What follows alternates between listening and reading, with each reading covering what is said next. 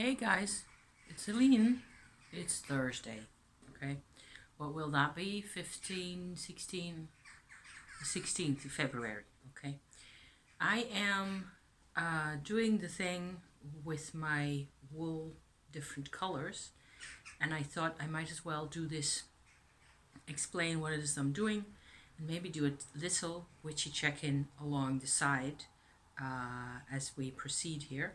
What I am doing is I am I've got parts of this type of woolly fluff, that is carded and dyed in all sorts of colors. It's really great quality.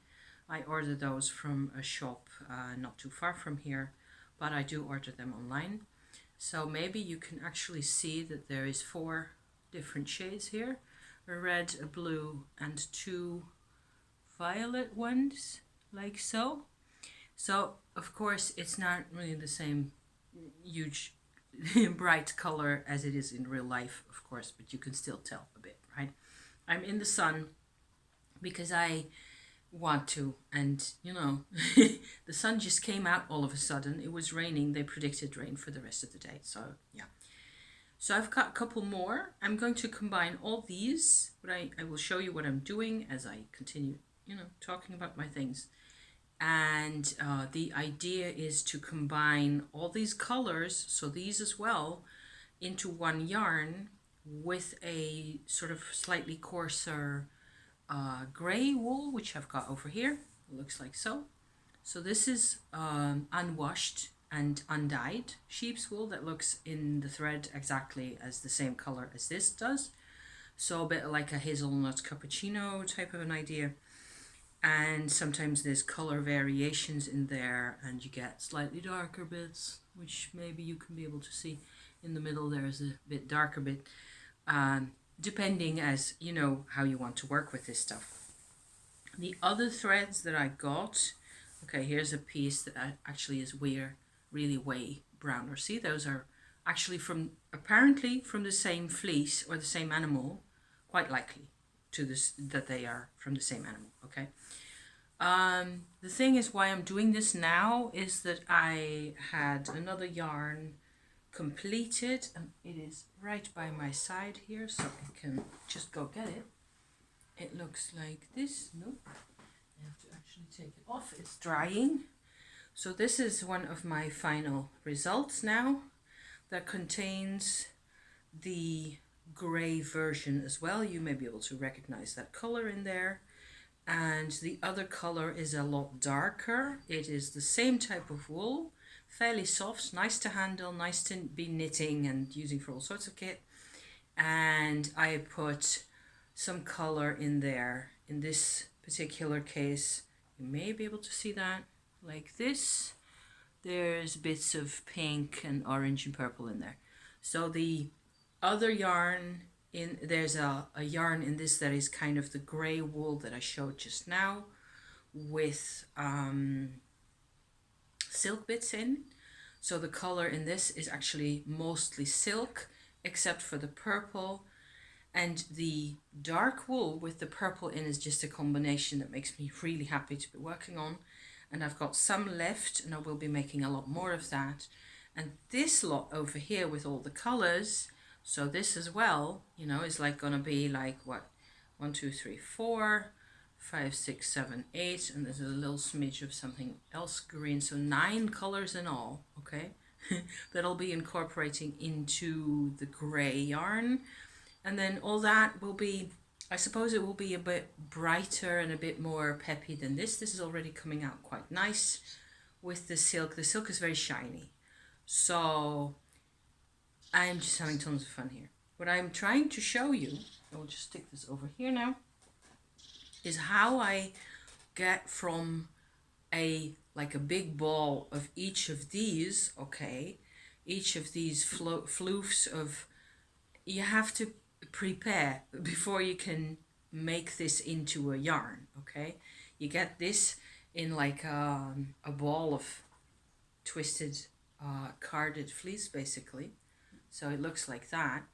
And you want to, of course, select a little part of this like so, So this goes on my pile of little parts like that, and then I take same, or just depending on how my proportion is going to be between all the colors.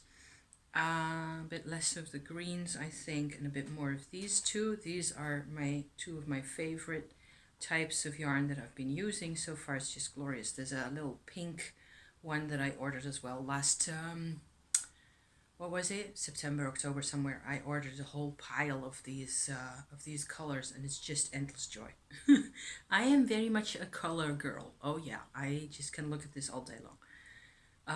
Including the silk, but this is more of just a wool work kind of a part, where the result will be a lot less shiny and more sort of solid color. There's a bit of yellow silk hanging on the bottom there. See, that will just go into the thread as well. So what you do is you separate out the piece, the proportion that you want from those. I'm going to be having a little more of this stuff, not too much, like so. Separate that out. So I've got my whole pile of everybody together like this. I will probably twist a thread around it to keep it together. That is my color set for this yarn that will be coming. Okay, part 1, and then part 2 is to pull these apart quite a bit, and you get another sort of a sub stage of operations here, where you want to, depending on how fine you want your yarn to be, also how economical you want to be in using your base materials here, I am going to pull off yet another segment, which I will then, do the same with all the others, and have a sort of a already very loose piece of the fleece, like so. Sit those together. I will do this on my lap for now for a bit, and then, for example, I can do these two together, even the two green ones. Make sure they're sort of evenly spaced out in there. So like this, for example, you don't want to have any hiding bits that are quite thick where there's a lot of fluff in the middle, because you're going to notice that as you spin, right? So this goes on top of the first one, and let's take out the red one now. Similar, it all tends to felt a bit, so it will sort of stick together, and you have to really in order to spin this stuff, you have to really do this kind of a preparation. And I'm doing it a bit slow now because I'm talking at the same time, and there's also a couple of other things I wanted to share besides this. So I'm not making I'm just not in a real hurry at the moment with this kind of a job. So there's one more prepared, and then just imagine I did all the others as well. What I will do, in what will actually be fed into my spinning wheel, together with the ball of grey wool that I showed you, I will just pull off like this much, if you can, that is, because it still clings together quite a bit. There we go. See, I can just pull this off, and in the end I would have, you could as well do just these, in your yarn, and it will be a bit more, the color setting will be a bit more, I don't know, I think it gets less innocent if there's more purple in there. So that's kind of my intention for this whole thing.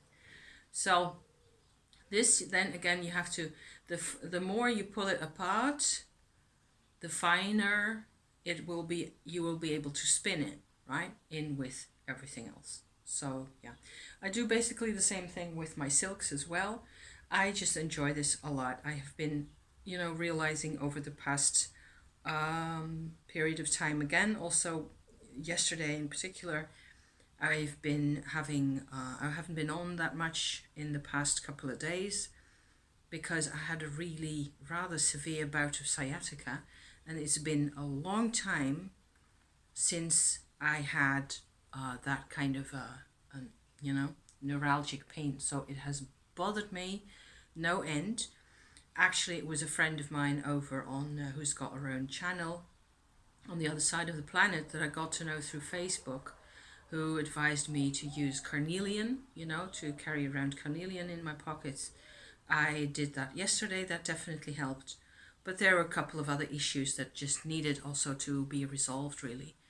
And it all has to do with menopause as well. And so, hence my little vlog here.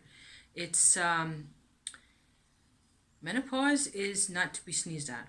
I swear. It is a tough call. And if I didn't have my tumor, I'd be going nuts. I also notice quite obviously that what with you know, if you're in menopause, you lose your menstrual phase in your life, right? Your body doesn't do the menstruation part of it anymore. I am noticing so far, it's been a couple of months now, that it looks like my body is still very much looking to detox all the same, you know. So where nobody stresses in mainstream culture, certainly nobody stresses enough how menstruation is a detoxing part of your life, really. And it's always, you know, this big nuisance, and it's always, you know, counterproductive, and you're sick and nauseous and whatever else. And all that I really understand very well, having had my own periods for God knows how many years by now, 40-ish, 45 years or something. And I mean, I know, right? I know that it's never easy, but it's also never easy because it doesn't get made any easier. And support for this is my one of my big peeves at the moment. My big soapbox issues here is that I feel like we as a people we just don't support each other in these kinds of things, really. So there's my completed set of colors that's going to go in with the gray at some point. So I'm going to park this here for now so I can continue talking to you. This goes in with the rest of my spares right there, and I will be able to spin quite a bit more. So everybody talks, and that's another issue, everybody talks about the separate complaints that they have when they're in menopause. I'm going to move in a bit closer so I can sort of see what I look like. And you can see me a bit better. I'll stick my machine to the side. My spinning wheel is my friend. I just really became this old lady doing nothing but spinning, you know. And wondering now if I can put you over here. What happens now? It's impossible to be in the sun and film at the same time, is it? How can I do this? I will just move over here, like so. And I can sort of finish my tail and my witchy intel a bit. Let me get my tea, just a second. Because hydration, right? Hydration is crucial. We know that. We know this.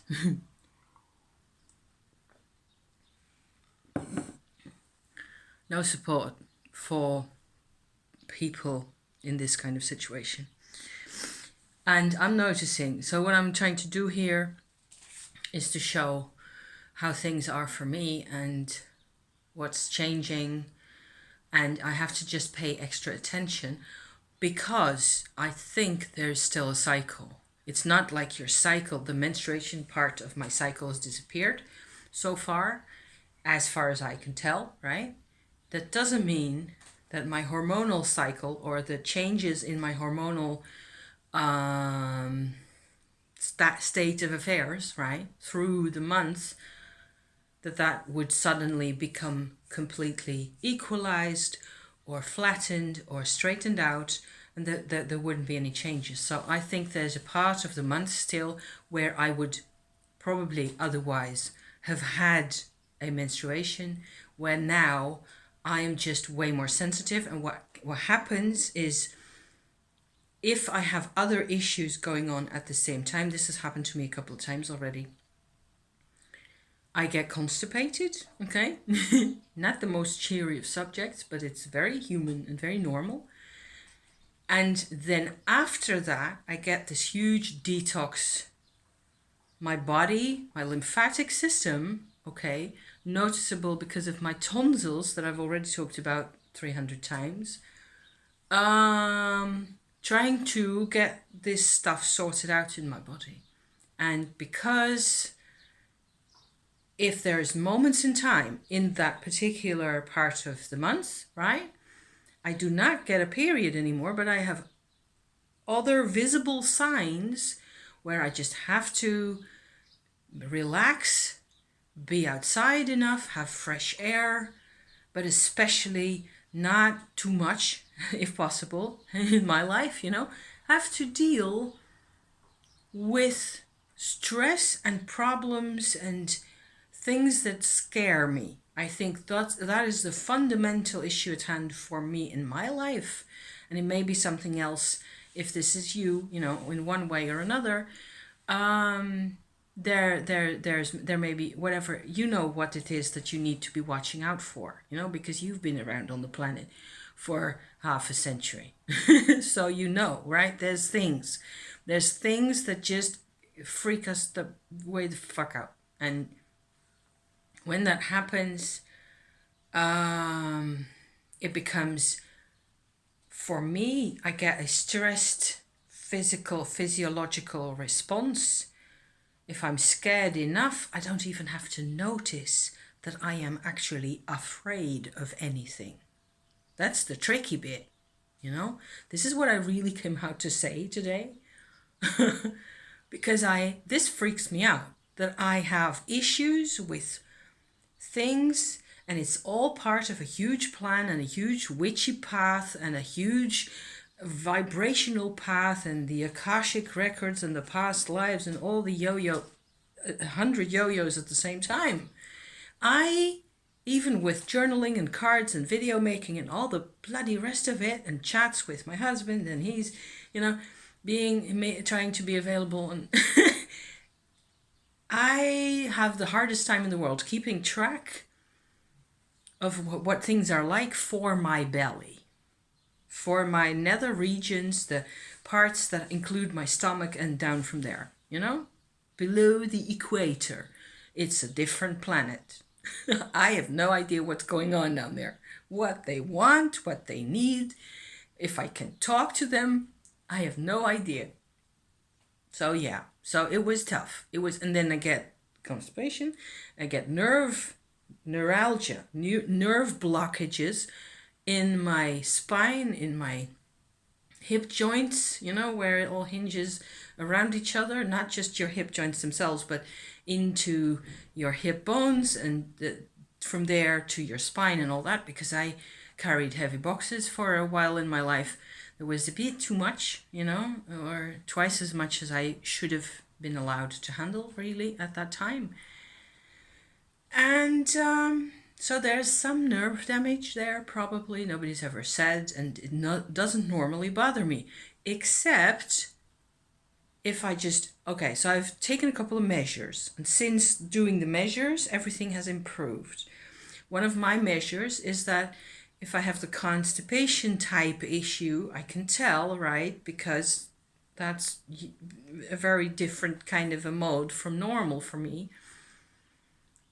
Things like cabbage and leeks tend to agree with me less than normal. I like vegetables. I'm all about the veg. I am not a vegetarian. I eat whatever I like in all types and styles and quantities. I love cooking. I'm all about the vegetables, Onions and tomatoes, funnily enough, are mostly very much okay. Carrots and, celery and that type of stuff, fine. Parsley, I love parsley. Parsley is God, as far as I'm concerned, because iron content, things like that. Cabbage is a problem. There's especially one particular type of larger yellow in the middle, green on the outside, curly, sort of fibery type cabbage. Those I have to stay away from. I mean, even I, I am not allergic to anything. I'm fit as a fiddle, or at least I like to think so. This is something I just better not do, because I get sort of build-ups inside. It's an unpleasant thing to be describing. I know, I feel you. And it has been really unpleasant to go through as well. And my neuralgia then develops into where it affects my sciatic nerves on my right side here. And then I get, so if the constipation is solved, I get, into better territory. The sciatica is resolved eventually after 24 hours, and handfuls of painkillers and magnesium and all that kind of stuff, supplement. And then I get a headache. Yay! I mean, you have been through all that. For 3 days I was going, oh my God, I'm such an old, horrible woman. I need to really, where's my life? And, the sun is shining, the birds are singing, and here I am feeling utterly, horribly sorry for myself with a dagger stuck in my buttock like that. I'm just being very explicit here, okay? And then all that is kind of gone, sort of, mostly quite bearable, and gone to a state of, from being in an alarmed state of redlining everything, going to sort of slightly yellowish green. Okay, that's where I am now in terms of the sciatica, because the nerve is still kind of upset with me for all the things. And then I get a headache on the same side. And the cause of the headache is not because there's anything wrong in there necessarily, although because glasses and eyesight, and of course, but it's the lymphatic system. The lymph nodes in there's lots of them, okay, inside your skull and in the rest of your body, all the way going down. They take care of evacuating apparently also things, substance, materials that have to do with working not only with disease, and so infection and that kind of stuff, but also stress. So the whole episode has been really stressful. And then this is the response I get. So I need to extra hydrate, drink cups of hot water, vitamin C, iron content, things like parsley, So grapefruit and parsley. If I have nothing else on my desert island, I mean, you can't live off grapefruits and parsley, I know, but that's kind of, those are necessities for me. So that part, by now also the headache is under control. It's still, I can tell if I just stand here and do my talking and move around a bit, I can notice that it's still like, they're still not completely happy with me. So hence the drinkies. I'm having green tea with slices of ginger in, and that kind of stuff. And I had a long walk yesterday. But the main thing I want to stress here also is that the relationship between my physiological goings on, whether menopausal or otherwise, which I can't really tell, of course, and the detoxing and all that part on the one hand, and then the psychotherapeutic healing process parts on the other. And I've had this kind of an episode over the past week like that, maybe 2 or 3 times before in the past year or so. So it's not like it happens every month or like it's the same every month. Not at all. It's just that it gets, I recognize it by now, sort of. And I can certainly see that there are elements, like I did a video, I think I just put it in at the end of my crystal, not the last one, the other one, last week's crystal sort of an update video. I did a whole thing where it was about the types of crystals I own and which ones of those, because I've been going through the whole lot of them, and it's a collection, because I was going to visit a crystal shop and I needed to figure out, I got what I wanted. Yeah, wow. With those sugar blade quartzes and all that stuff, it was just really amazing. I feel like I got these beautiful crystals also because I did all the preparing in the week beforehand, right? So I went through my whole collection and sort of determined which ones were especially relevant for me in terms of astral work, okay, because that's what I want to do. And then in the context of doing all this sorting out, I sort of had this vision at one point of encountering mineral crystal vibrations and the green chrysoprase vibration sort of super strongly connected to me as well as my parents, and there was like a moment of feeling unity for me with my family, which is like the rarest element in the table of whatever, that I have not felt that way at all ever, I think, simply put. So I kind of feel that is the only moment that I can look back on going through the weeks that would cause my underbelly to go tits up like that, literally. It was this stone, and I put it at the foot of my Saint Anne statue here, which is this little plastic beauty. Saint Anne and Mother Mary as a child, both crowned, etc. It's very plasticky, and I just love it. And this one sits at the feet of the crystal of the statue on my altar, like so.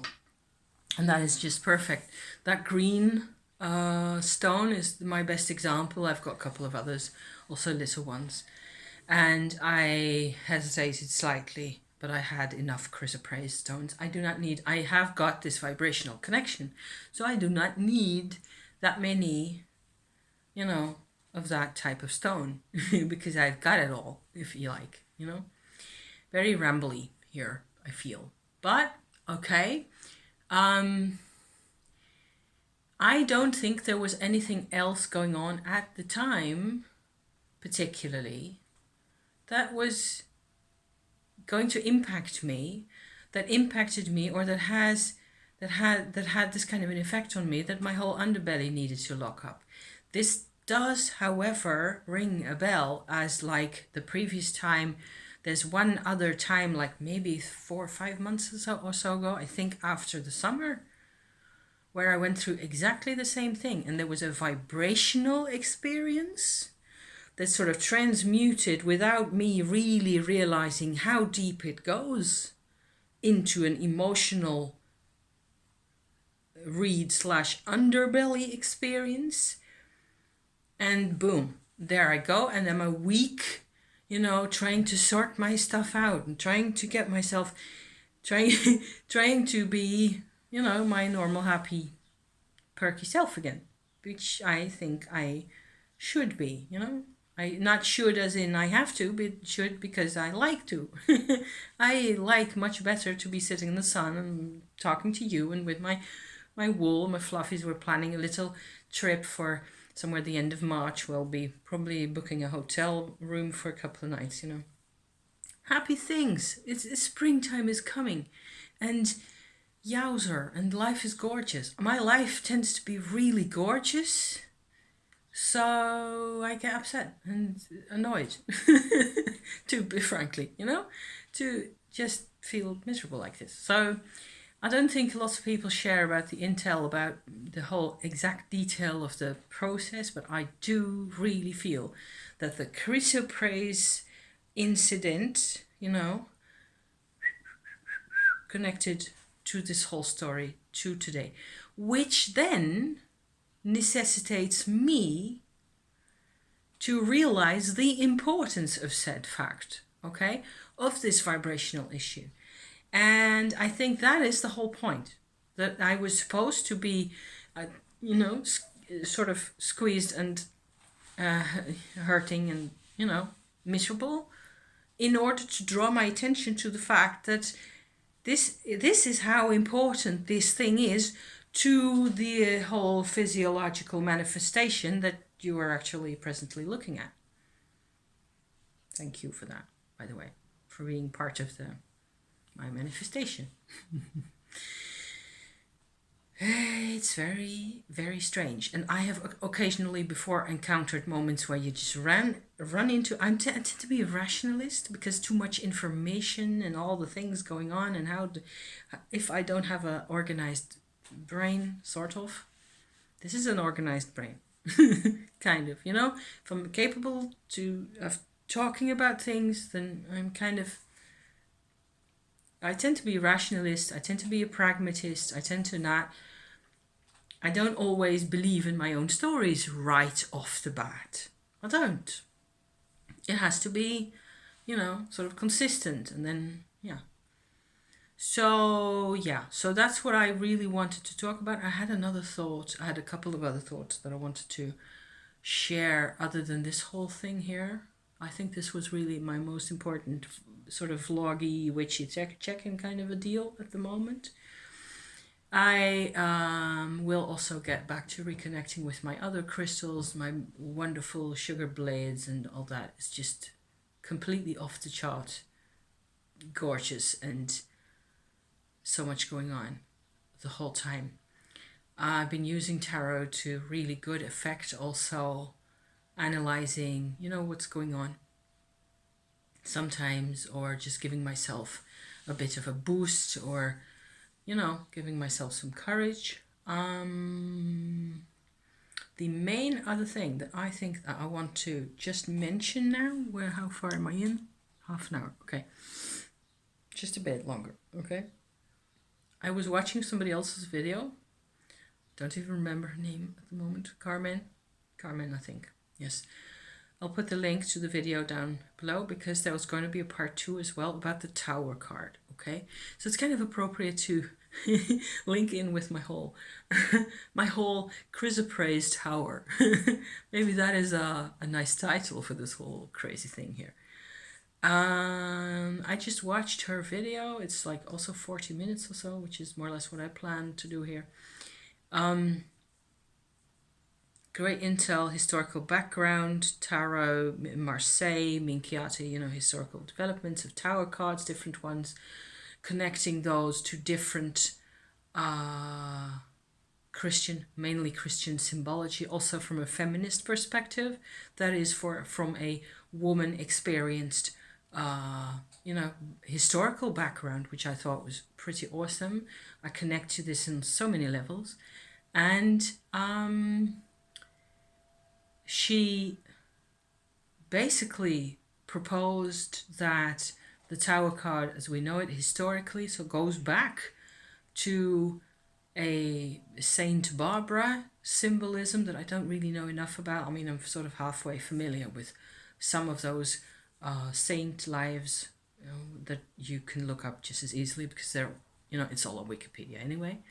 But a lot of that stuff actually can sort of link in. She also mentioned Rapunzel, girl and the tower, and in older images of the tower, so especially Marseille and Minchiate decks, you see a figure that's obviously female, at least as part of the scene of the tower card, okay?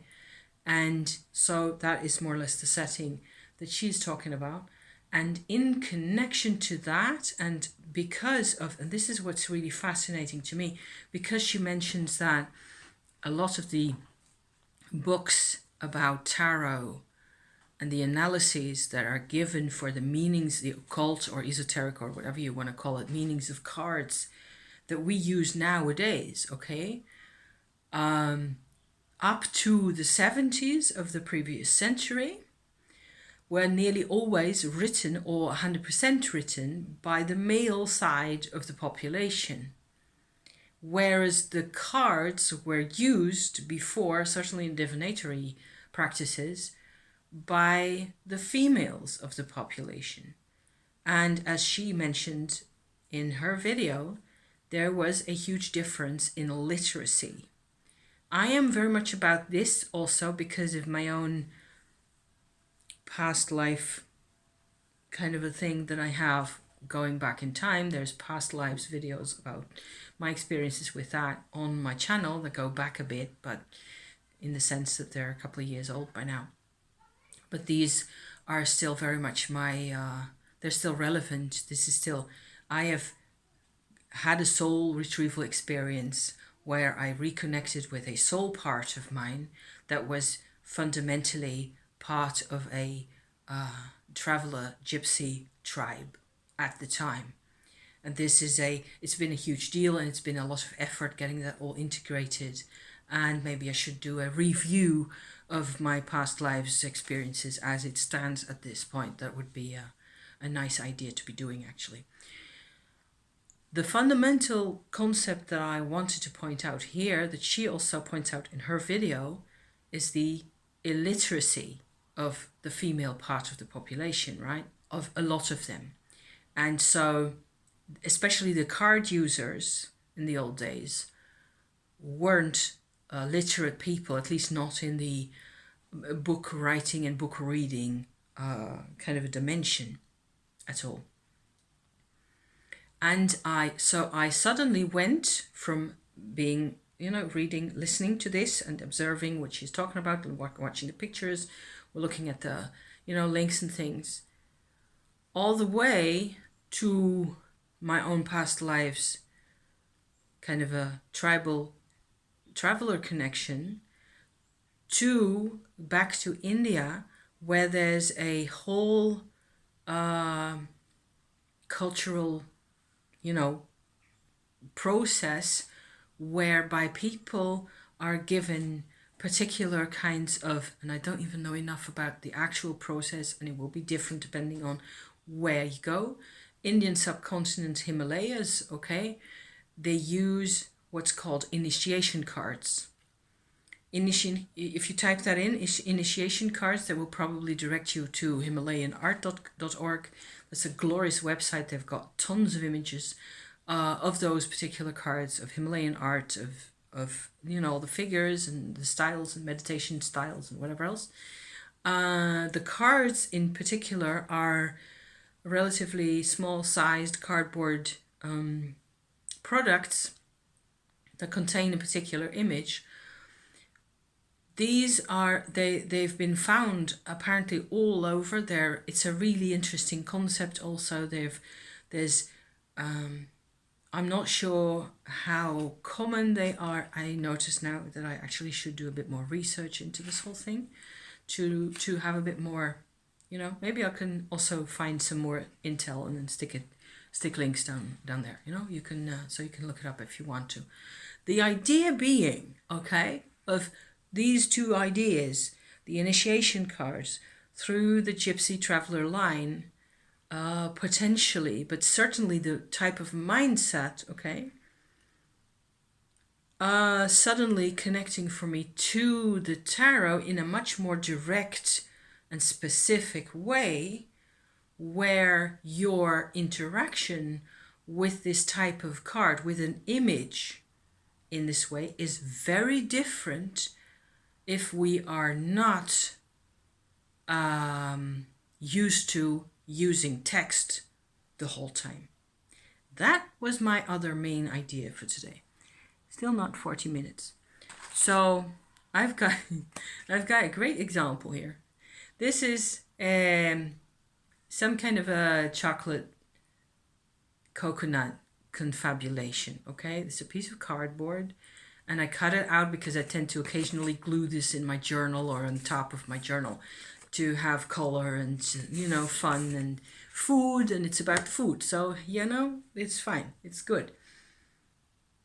If you were to look at this and you don't know, fourré means stuffed, so it's chocolate that is stuffed with coconut bits. That's what it means. It's French. So if you don't know that, if you don't even recognize the letters maybe as representing a word or representing sound, and text doesn't mean anything to you, and certainly if you don't know what these are, you might think they're spaceships. I admit it's kind of unlikely to have spaceships in a non-text related cultural context. I hope you find this as funny as I do, because I think it's hysterical. But I don't know, you would interpret the image very differently. That's what I'm trying to say here. So maybe this is not the best example. There's all sorts of ways where you can look at it. And I was thinking of doing a spread for my Marseille tarot that I've got over there, or another deck, or whichever one, you know.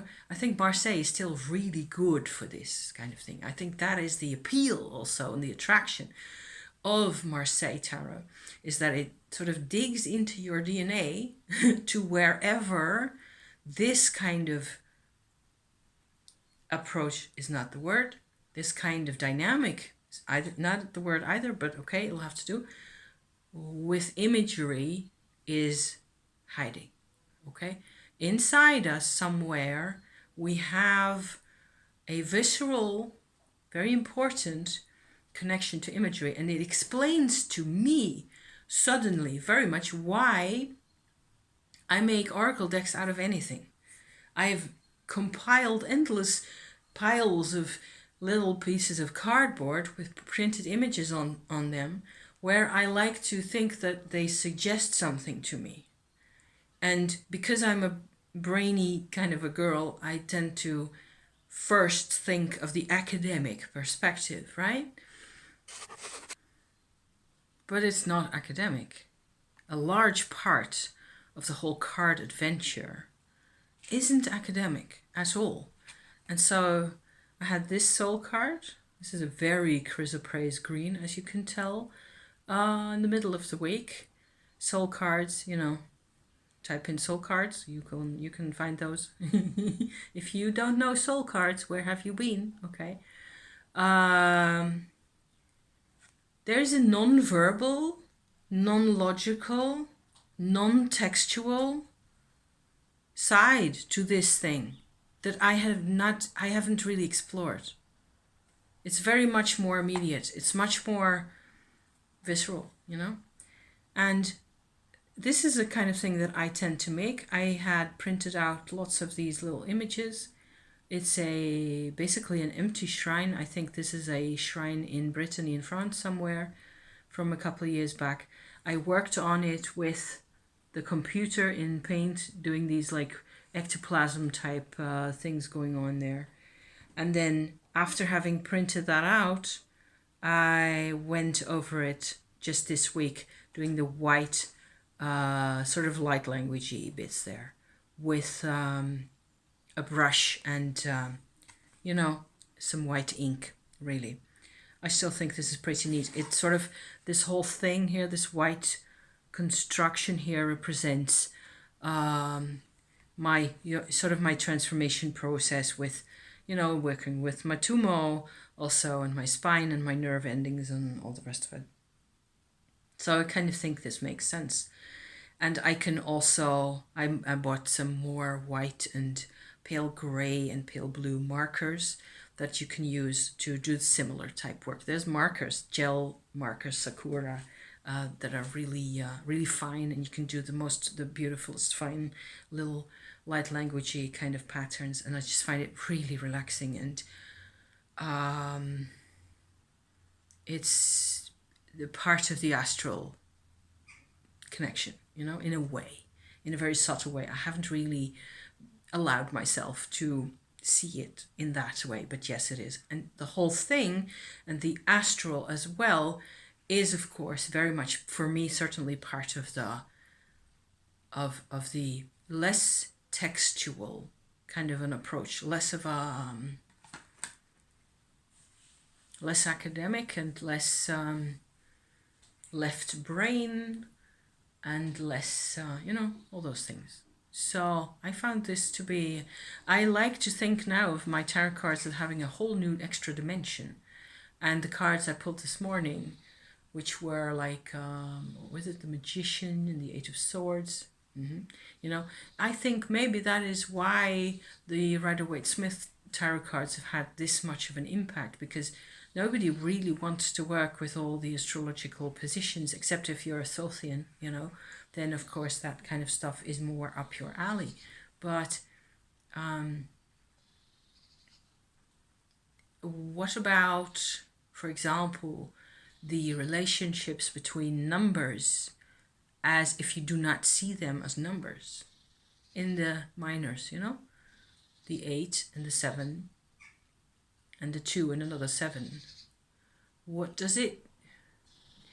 can it tell me if it isn't about things that have already been textualized?